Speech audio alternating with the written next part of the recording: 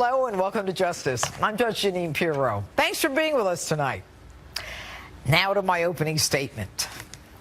It wasn't about convenience, and this is not old news.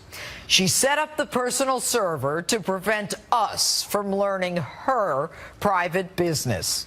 And it is only because of a government watchdog group and an ethical federal judge that we found out why this week. Why? Because Bill and Hillary Clinton are the Bonnie and Clyde of American politics. Now follow me on this one. Why would a woman, a lawyer no less, one experienced many times over in the ways of Washington, risk placing classified information, our live assets, the placement of satellites, drones, and our most secret plans on an unprotected, non-government, non-capturable server? Why would she violate federal regulations upon which she was schooled just before she became Secretary of State, not to mention violate federal criminal laws that would put her in jail? She's too smart to do that. Why would she take the time to make the effort to hide, destroy, and delete 33,000 emails? Now we know. She did it for the most selfish of reasons, the oldest of motives. She did it for greed and for power and for the almighty dollar. She did it to hide her shady Clinton Foundation dealings. She did it in order to do favors for Clinton donors and to put a price tag on our State Department. The same duo who came up with a scheme to rent out the Lincoln bedroom is back in business with a new and bigger scheme, one that is more far-reaching and worldwide, one that violates not only the law, but all codes of moral and ethical conduct in government. A couple willing to sell anything to the highest bidder for money and power. This is why the emails were hidden from the beginning. And this is why they were ultimately destroyed and deleted. This week, we find out top State Department aide Cheryl Mills, formerly of the President Bill Clinton impeachment team, aligned with Hillary ever since, and also on that private server, was advised in 2012 that a Freedom of Information request was made for the number of email accounts used by Hillary Clinton. Now, dozens of senior officials throughout the State Department, including Clinton's immediate staff, obviously concerned, exchanged emails with the secretary and Cheryl Mills. They actually used the personal account to discuss the official business and advise her of this FOIL request. Their response to the request? There were no records. They were in active defense mode to hide their scheme. And when truth is put to the lie, that in fact there was an email account, they say they made a mistake. Had they been honest, that personal server would have been exposed years earlier. And also this week, we find out a clear pay-to-play relationship between the Clinton Foundation and the Clinton State Department.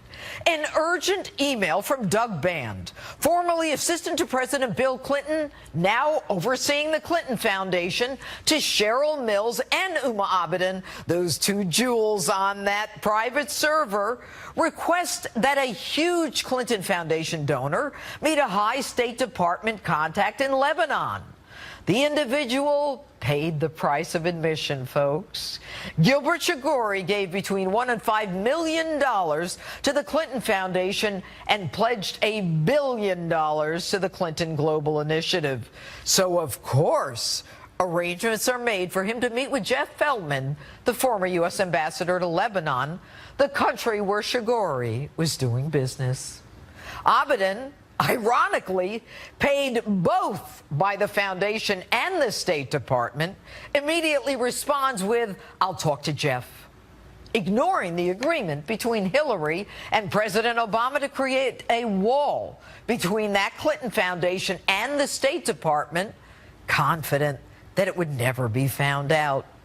And when we learned there was a private server, what happens? You do what anyone looking to hide the evidence does. You erase, you conceal, you hide, you destroy. Now, I've told you this before. The Clinton Foundation is nothing more than a money laundering operation parading as a charitable foundation, where estimates are that only 15% of its money goes to charities, the rest to expenses, a veritable slush fund for Clinton operatives and ex-employees, a convenient way to get money from foreign countries and donors not allowed to contribute to presidential campaigns, but willing to dump hundreds of millions of dollars into a foundation of a powerful Secretary of State and possible future president. Why and for what? For access, for information, for power. Folks, politicians on a much lower level, of course, have gone to jail for much less. And we find out this week that when the FBI, three separate offices, approached the Department of Justice to commence an investigation into this so-called not-for-profit 501c3, the Department of Justice refuses to do so. You know, and Fifth Amendment pleading Lois Lerner, when she opens files on small conservative organizations, she gets away with it too. A few years vacations, a bonus, and a pension. So it's no surprise that the DOJ refuses to investigate the Clinton Foundation. No surprise at all. The collusion between Loretta Lynch and Bill Clinton was on display for all to see in an astounding meeting on a tarmac in Phoenix, while an investigation of Bill Clinton's wife was being conducted by Loretta Lynch. And consider this one. Isn't it curious how Miss Lynch is willing to listen to the FBI when they recommend not going forward with charges against Hillary Clinton? But when the FBI recommends going forward with a criminal probe on a blatant pay-to-play bribery investigation of the Bill Hillary and Chelsea Clinton Foundation, their answer is a resounding no. And you know what, folks? The Clintons, they're not even grateful. They are classless. Take a listen. The FBI director said when he testified before Congress, he had to amend his previous day's statement that she had never received any emails marked classified. They saw two little notes with a C on it. This is the biggest load of bull I ever heard. You know, the FBI's ability to lose decades of hard-earned and well-respected credibility is now on display for the country to see.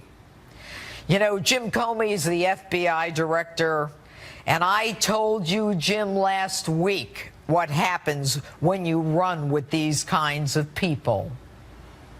Jim, you're running with dogs, and you know better than I that when you lie with dogs, expect to get fleas.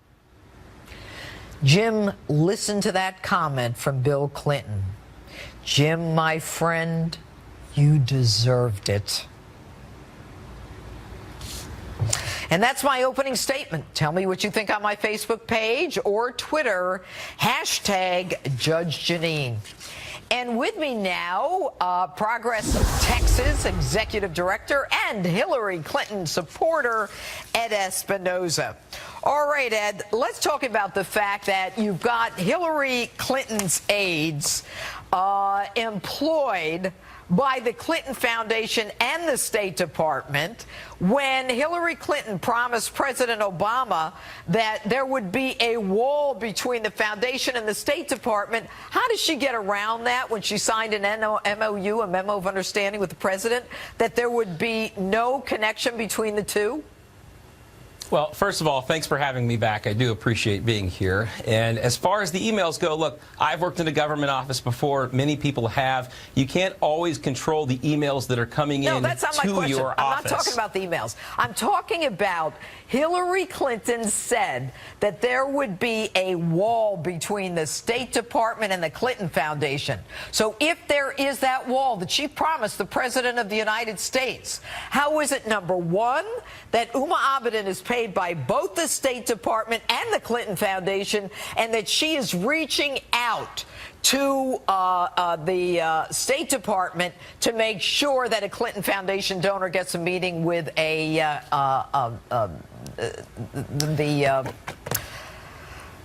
Feldman there, the ambassador to Lebanon?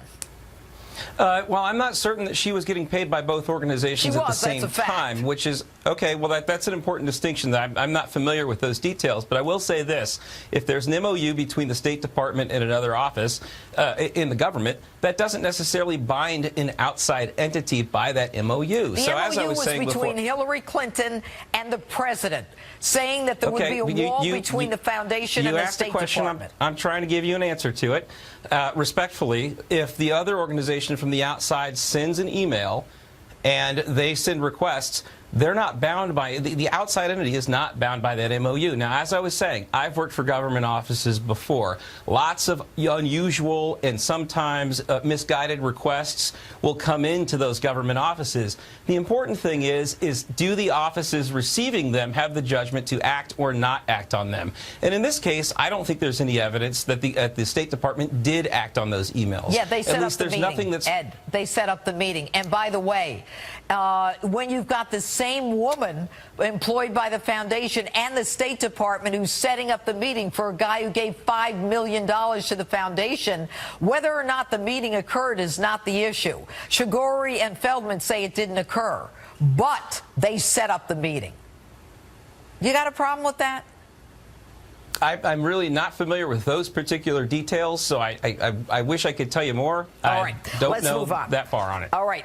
You know, Bill and Hillary Clinton released their taxes today, and 96% of their charitable donations went to their own foundation. Did you know that? I was unaware of that, no, but I do think that it's telling that they did release their tax returns when comparatively, Donald Trump hasn't released any of his tax returns. And I think that if we want to have an even playing field to see where charitable contributions are going, that let's see where Donald Trump's cards are. We know where the Clintons' cards are now. Yeah, we do. And they put their money in their own foundation, which we don't really understand because accountants are telling us they have a whole new paradigm the way they set it up. Ed Espinosa, it's good to have you on the show. Thank you so much. All right, my political panel is still ahead tonight, and we'll get into all of this. But next, National Donald Trump spokesperson Katrina Pearson is standing by. I have a lot of questions about a rough few weeks for Mr. Trump and how this ship can get turned around toward a pointed November victory. My interview with Katrina is next. We have a newspaper that's failing badly. It's losing a lot of money. It's going to be out of business very soon. The New York Times, okay? I love it. And they wrote a story today. Anonymous sources have said, 3 anonymous sources, anonymous this, anonymous that, the newspaper's going to hell. They've got a couple of reporters in that newspaper who are so bad, I mean lack of talent, but it's going to hell. So I think maybe what we'll do, maybe we'll start thinking about taking their press credentials. That's Donald Trump at a campaign rally in Connecticut a few minutes ago, suggesting he might pull the New York Times press credentials for an article that's citing problems within his campaign. This amid another tough week for him on the campaign trail and a new controversy with dozens of Republicans calling for the RNC to cut off funds to Trump's presidential campaign. Here with reaction is Katrina Pearson, Donald Trump's national spokesperson. All right, Katrina, I am looking at this article now inside the failing mission to save Donald Trump from himself. And Donald is correct. I mean, it is one anonymous source after another. And that, you know, the campaign is in trouble. Is the campaign in trouble? No, Judge, it isn't. But that has become the most common theme, whether it's the New York Times and other mainstream print press or even at CNN. There's always this anonymous source or two anonymous sources that seem to know more than even the campaign knows about the campaign. They've all been writing the Trump campaign obituary now for over a year. Even after Reince Priebus was campaigning with Donald Trump yesterday, they're still writing stories that the RNC does not support Donald Trump and vice versa. We have to remind people that Donald Trump is the one raising the money for the RNC. You know, Katrina, though, when I hear Donald in Connecticut, and I'm not sure why he's in Connecticut, but we'll get to that in a minute, you know, talking about the New York Times, who cares about the New York Times? Who cares about what they say? I mean, people want the fight in Donald to be against Hillary Clinton, and what we're hearing about the Clinton Foundation, and this craziness of people contributing millions and billions of dollars getting access. It's the old Lincoln bedroom all over again on steroids. So why is he doing this? Well, you will hear him talk about that as well, and the rally will be online for anyone that wants to see it that missed it tonight. He talks about all of the above simply because, look, Judge, he is fighting not just against Hillary Clinton, he is fighting the media. He's been able to get past the media by taking them on head to head because, as you know, when someone's constantly attacking you and you don't defend yourself, it actually works against you and not for you. And that's why we're excited to have Donald Trump as a Republican candidate, someone that's going to take these people head on and call them out for their lies. And I think more people now understand the biased media because they're definitely not hiding it anymore, but they're getting Donald Trump's side of things, which is something that's never been done in Republican elections in the past. But you know, let's assume, you know, that the press is going to focus on things. And I find it stunning, Katrina, as a prosecutor, when I look at all of this stuff that we're just seeing in the emails that were deleted, expunged, concealed, burnt, wiped, whatever you want to say. And everybody just ignores it. And they're worried about what Donald meant about Second Amendment people in Supreme Court. I mean, I understand it. But at the same time, he now understands the press.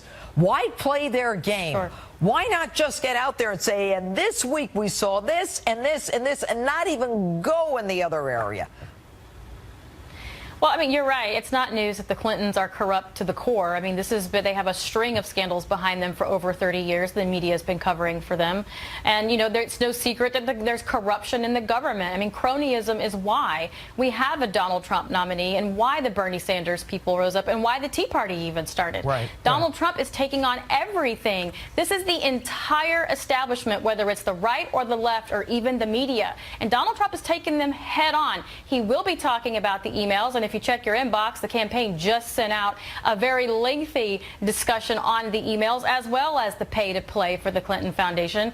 And the media is not going to talk about that. So the media, it has to be called out for what they are. The bias has to be pointed out so that when individuals do hear what the media is saying, they know to only take it with a grain of salt, simply because they're not telling the whole truth. And look, Judge, you mentioned earlier that there was, you know, one thing after another for the Trump campaign, and the reason why is because the media doesn't want to cover the email scandal because they've been covering for Hillary for a very long time. She left the campaign trail for the entire weekend after the news came out, and CNN broke it, that 3 FBI field offices want to investigate the Clinton Foundation, and no one is asking her these questions. I gotta go, Katrina. Thank you so much.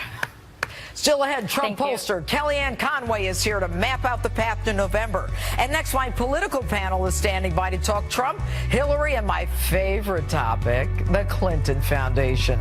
Justice rolls on in a moment. A bad week for the Clinton family as new reports raise more serious questions about the Clinton Foundation.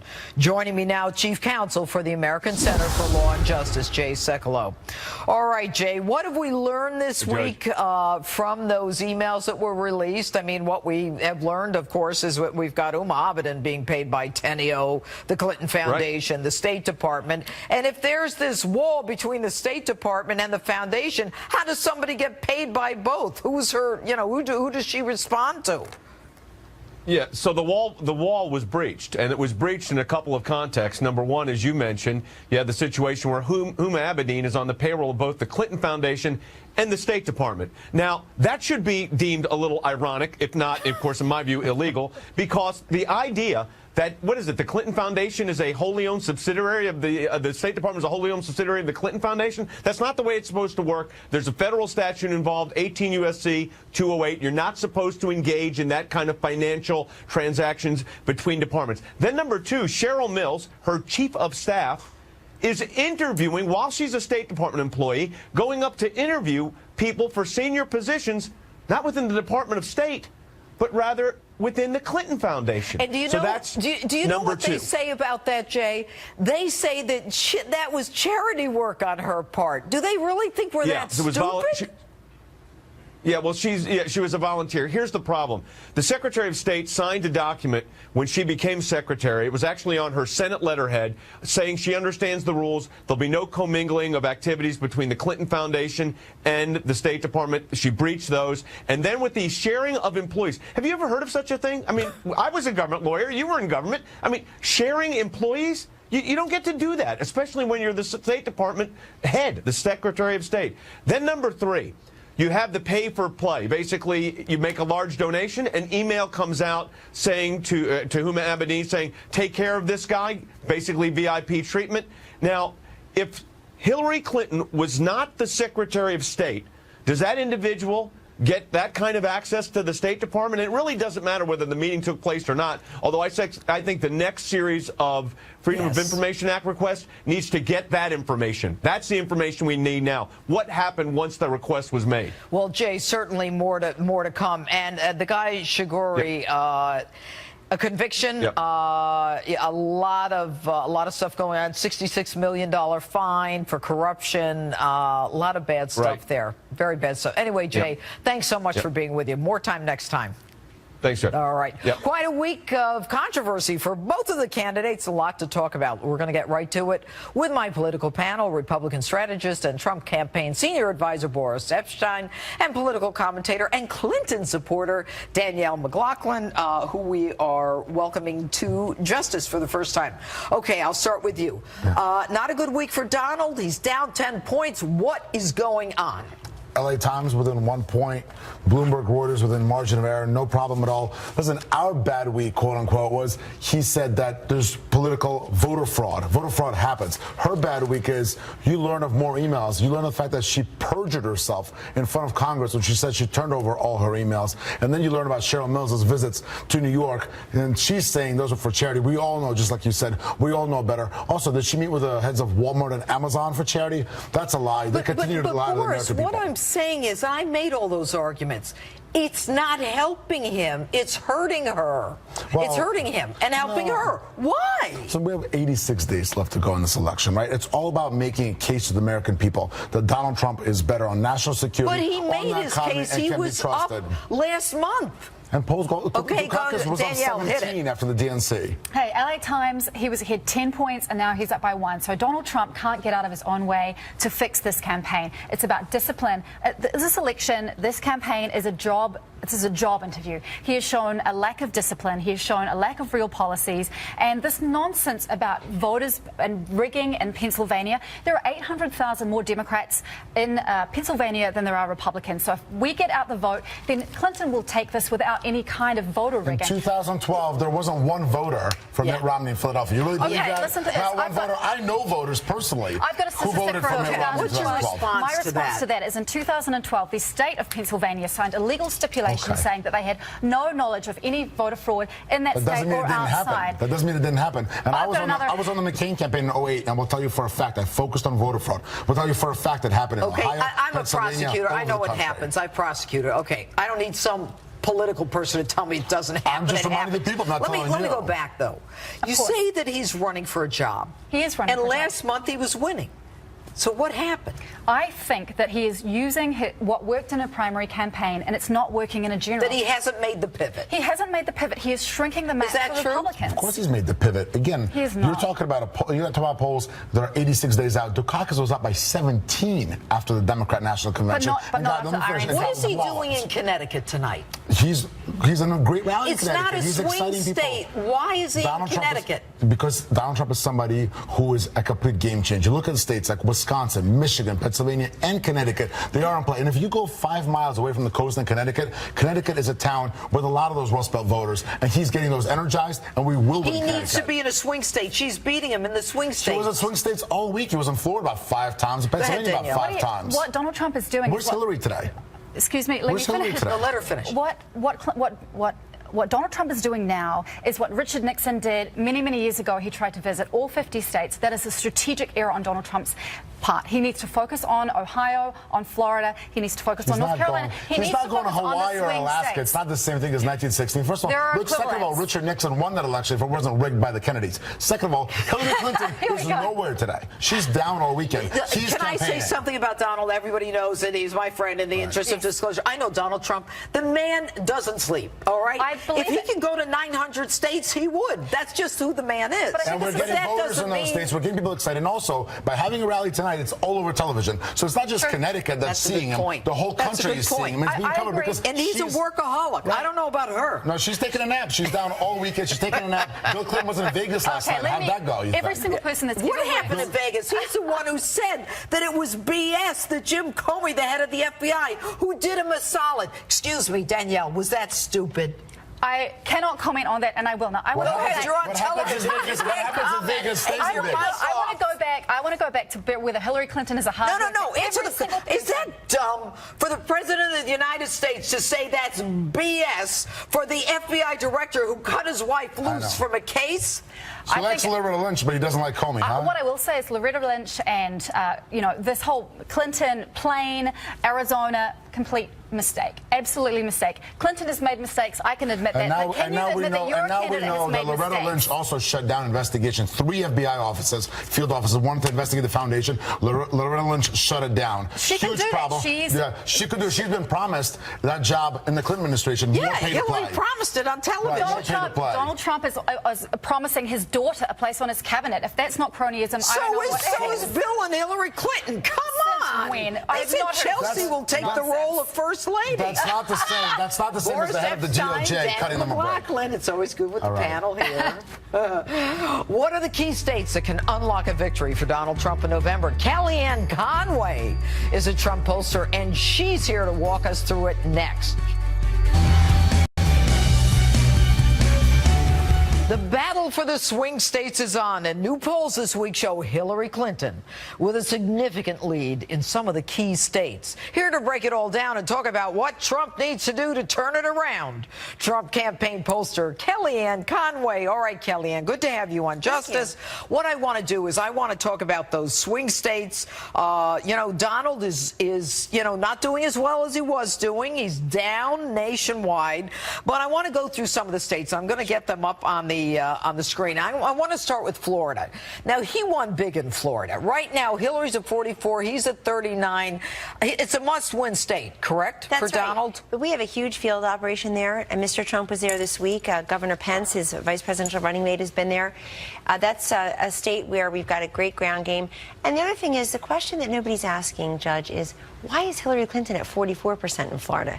If Donald Trump really takes the wings off of butterflies, as the mainstream media tells us every day, Yeah. if she's very defined, if she has all the king's horses, all the king's men, all this staff, all this money, all this support, why are her floor and ceiling so dangerously close together? His number is more likely to be dynamic and on the move. It's his number that can go up. She's basically been hovering around the same place for a long time. And I'll tell you what else has happened in the last 2 weeks.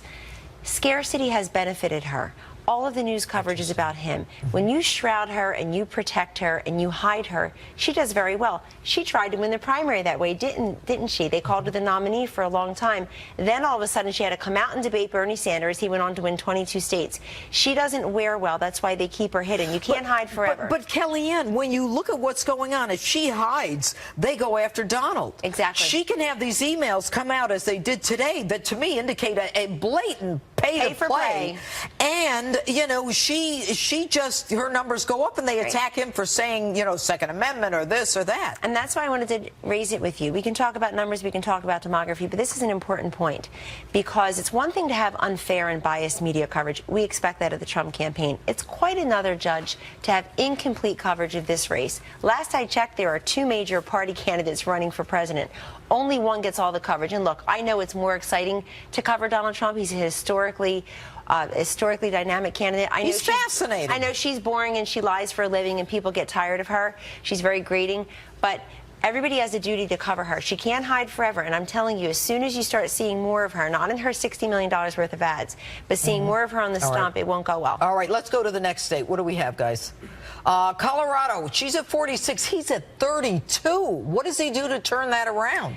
Visit Colorado and also tap into what I think is a tremendous grassroots operation in Colorado. Mitt Romney lost that state by 6 points plus, so that's a state that has been elusive. Is it the Hispanics in Colorado? Well, Mitt Romney got less than 30% of them in Colorado. So for all the people who are on the ledge, hand-wringing, it's all over, they should go back and look that we weren't left with a very good hand to play there, structurally, institutionally, by the last Republican nominee. But no Republican nominee is going to end up with 32% of the vote in Colorado. I think there are 5 states in play right now. I'd expand into Colorado a little bit later. But if you talk about Ohio, Pennsylvania, Florida, let's go to the next state. Let's go to the next state, guys. We've got North Carolina. Hillary 48, Donald 39. No. We see it tighter inside. We have a tighter race internally, Judge. And the fact is that that's another place where both Pence and Trump have been often recently and will continue to go. It's a state where you've got a Republican governor who's up for re-election this year. That will play into this. Haley McCrory. Yeah. McCrory.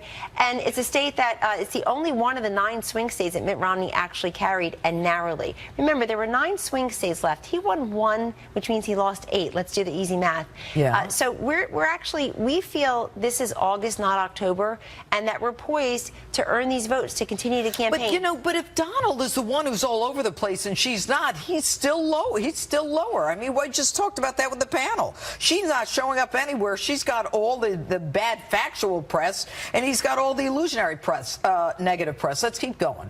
Then Pennsylvania, Hillary 48, Donald 37, and that mess. Let's talk about that. So we need to increase our margins in the suburbs of Philadelphia, Bucks, Berks, and Montgomery County. There's no question that needs to happen there, too. It comes down to ground game. It comes down to candidate appearances.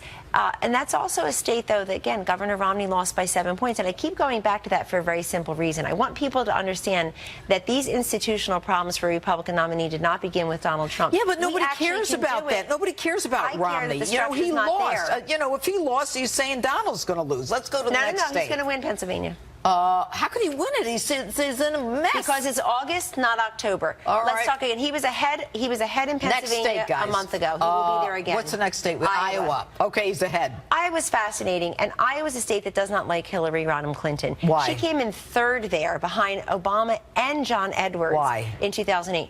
She just doesn't. They don't cotton to her. She doesn't click with people in Iowa. She effectively lost there to Bernie Sanders this year. She won by like less than a percentage point. All right. That's a place where Donald Trump will do well. Huge rallies this week for Governor Pence there. It's a place where, as the governor of Indiana, he can go into Iowa again and again. I'd put him there. All right, Kellyanne Conway, we're going to bring you back and keep going through this. Thanks so much for being with us. And who will millennials turn the lever for in November? We're debating it right here next. Stay with us. Less than 90 days until Election Day, and the stakes are high. So, could the millennial vote end up being a make or break for Donald or Hillary?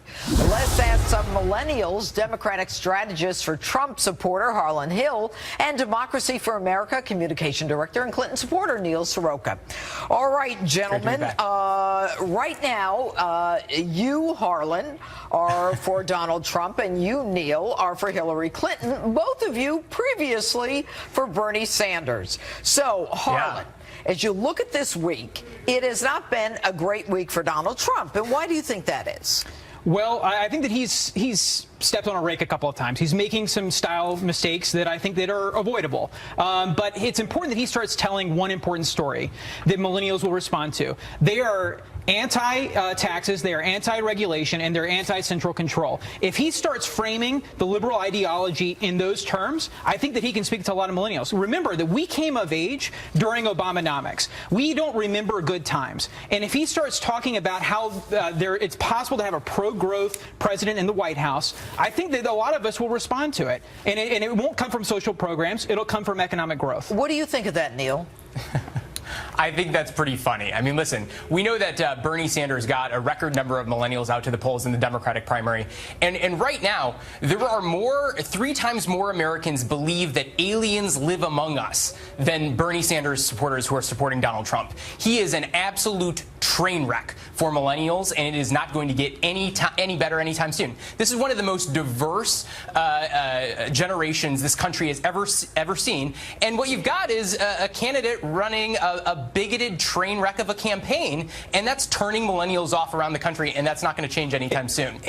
In all due respect, only 43% of millennials say that they're going to vote for Hillary Clinton, according to the ABC News Washington Post poll. So the notion that there's overwhelming support for her is wrong. It's not founded in the facts. I mean, look, 25% say they're going to vote for Donald Trump, another 16 are going to vote for Johnson, and then another 9 are going to vote for Stein. So this is cut up. She doesn't have the appeal that Barack Obama did or Bernie Sanders did to millennial voters and Sanders supporters.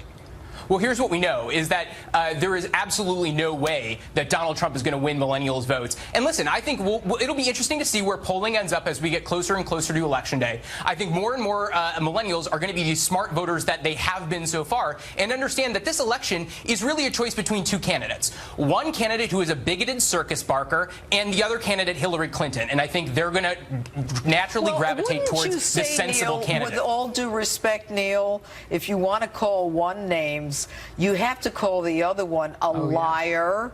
A neocon. Sure, that's going to happen. That's already happening here. Excuse me. I get to ask the question. A liar and someone who has repeatedly lied to the American people about a video, about classified emails. Her husband comes out and basically says the FBI director is full of a load of BS. I mean, come on. Yeah, listen, I think that is going to be the charges that are made against Hillary Clinton. And listen, I think that millennial voters are watching Donald Trump, what he says and what he does, and that's more important than any of these innuendos and claims that are being made by... What's that? Do you call it an innuendo when someone lies to the American people? Is that an innuendo? Listen, we know that Donald Trump is a repeated liar to the American people. This is a guy who can't get through a speech without saying something untrue. Neil, what did he lie about? What has he lied about? Yeah, what has he lied about? Tell me. So one thing that he lied about just this past week is that he was somehow trying to gin up gun fanatics when instead he was actually threatening a presidential candidate. That was a lie. Really? And what about the fact that the night in Benghazi they waited 13 hours and Hillary Clinton said that it was about a video and we couldn't have gotten there in time? Was that the truth? How many millions of dollars are Republicans going to pour into investigating Benghazi and finding nothing? Do you really believe hundreds of millions of dollars? Huh? They have found nothing. They have found nothing. What have they found? What have they found to go after Hillary Clinton with? What are they going to go after her with? The fact that there are 4 people who died, and she criticized. Yeah, they are, which is incredibly unfortunate. You know what? Let me explain something to you. When I ask a question, you listen and you answer. All right? Sure. Go ahead. Go ahead. Look, Hillary Clinton does not, I mean, she's a neocon. She's supported every war since Vietnam. She's pro-Wall Street. She's anti-worker. I cannot in good conscience support her. And I think a lot of millennials actually are in the same boat as me. And when you look at the polls, if you trust the polls, I'm right. All right. So, Neil, what does Donald Trump have to do to get your vote? And Harlan, what does Hillary have to do to get your vote? So Donald Trump needs to run a completely different campaign. Yeah, Donald Trump needs to run a completely different campaign. He needs to go back to 2008 and maybe think about how he's going to comport himself over the Obama presidency. I think, listen, he's lost the millennial vote. It's not going to happen anytime soon. I will come back on the show and grovel if he wins the millennial vote after this election is over. Harlan? It's important to say that he may not win the millennial vote outright. He may not win a plurality, but he is going to peel enough voters away. All right, Neil, Harlan, thanks for being with us. And we're going to be right back. That's it for us tonight. Tune in tomorrow night for a special Sunday edition of Justice at 9 p.m. and you'll get a dose of street justice, too. The Greg Gutfeld Show is next. Good night. See you in 24 hours. Actually, 23.